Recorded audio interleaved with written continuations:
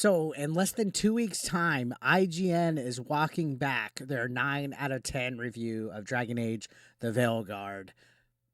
Big surprise. This outlet has no integrity, no credibility. I don't know why people took the critic score of a 9 out of 10 for Dragon Age seriously from IGN because they rated Mario and Luigi Brothership a 5. Dragon Ball Sparking Zero is rated the same as Dustborn and Concord, which they gave those like 7 and 8 out of 10s. They're clown shoes. They're not a outlet to be taken seriously, but now they're getting flamed on Twitter for walking back their 9 out of 10 review of Dragon Age The Veilguard. So here's the post that was made saying Dragon Age The Veilguard is awkwardly in conflict with itself, torn into pieces that reflect a sequel to a decade-old RPG and a fresh beginning with no ties to what came before. Pretty stark contrast to what we reported on previously with them giving a 9 out of 10. In fact, I mean, they're getting shredded in the fucking replies. You can see I put, wasn't this a 9 out of 10 less than 2 weeks ago?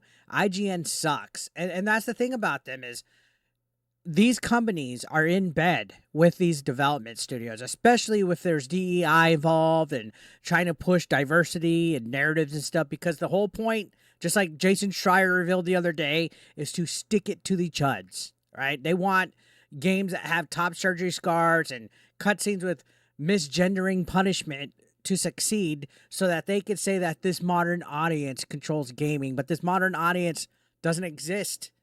That's why Concord failed, Dustborn, Suicide Squad, Veilguard, you name it. This has been the year of the DEI fail, guys. People are tuning out in droves. This game barely sold 500,000 copies, had over 30,000 returns. Not going to make 1 million sold in the first month. I doubt it. We're already in the middle of the month.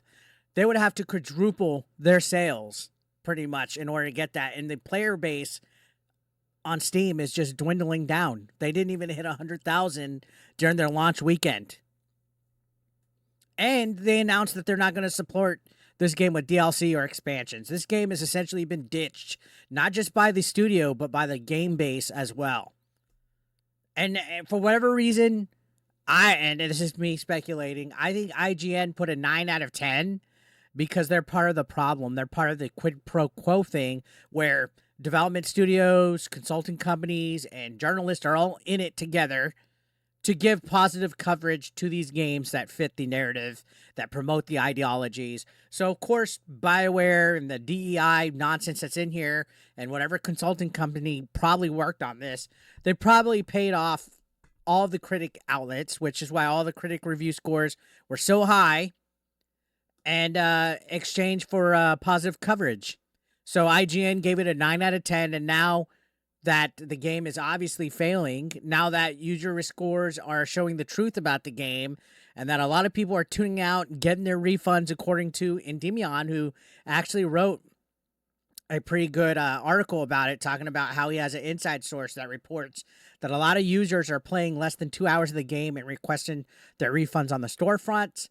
Today, we also saw Push Square put an article out saying, and let me go ahead and just go to that because I just tweeted it out a minute ago, saying that the sales in the UK keep pace with Dragon's Dogma 2 and Final Fantasy VII Rebirth in the UK, which this is just in the UK. Like, these wokies are so determined to have good news on this game that they won't say, oh, it's UK only. What about worldwide sales? Again, that's 500,000.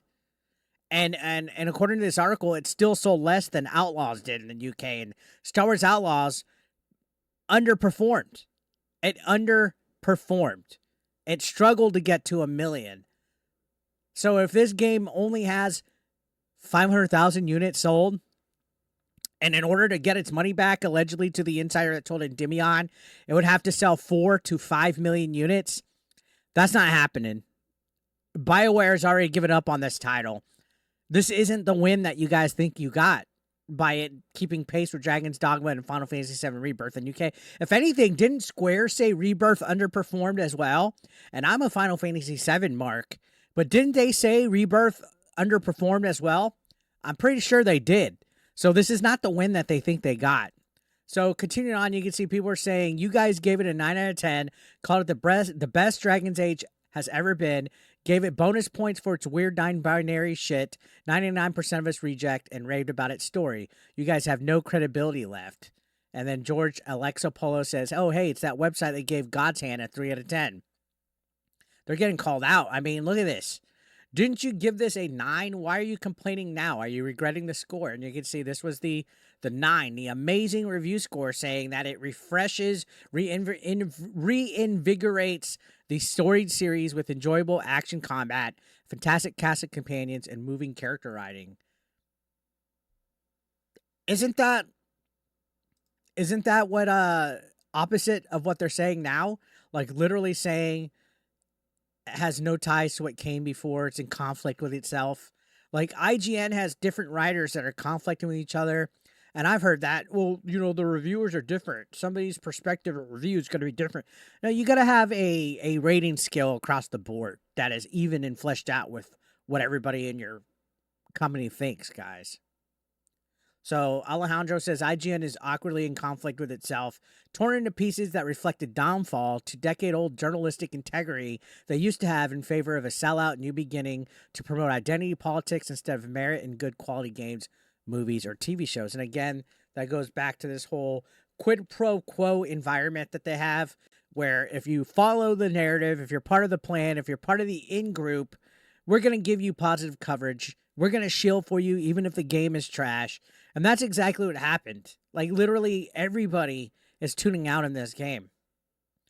All the user scores are revealing what gamers really think about this game. It's weird because they like to gatekeep all these critic scores and critics and reviewers that are pro. They like to gatekeep. They try to invalidate our opinions just because we don't have access. You know, that access that we saw the senior gaming editor at Rolling Stone try to shame me and Smash the other day about that we're nobodies because we don't have access, guys. We're just rage bait grifters whose opinions don't matter. Well, you could fucking cope and seethe about it all you want with your return to form. You see how all these reviews return to form, return to form, return to form, like they had a literal script and they weren't even trying to hide it. And now they're just going against the grain. They're literally walking back their 9 out of 10 score to try to bury the game. They play all sides of the fence, guys. Stop taking these critics seriously. They're all clown shoes. They're all of them. Kotaku, IGN, you name it. They're not worried about video games. They're not worried about the consumer. They hate all of us. They're more worried about pushing their agendas, their activism, and their backroom deals. They will only say positive stuff about things that benefit them financially. So that's it for me, guys. Let me know your thoughts about IGN walking this back. I'll see you on the next video. Make sure you subscribe, and I'll see you on the next one, guys. Thank you for watching.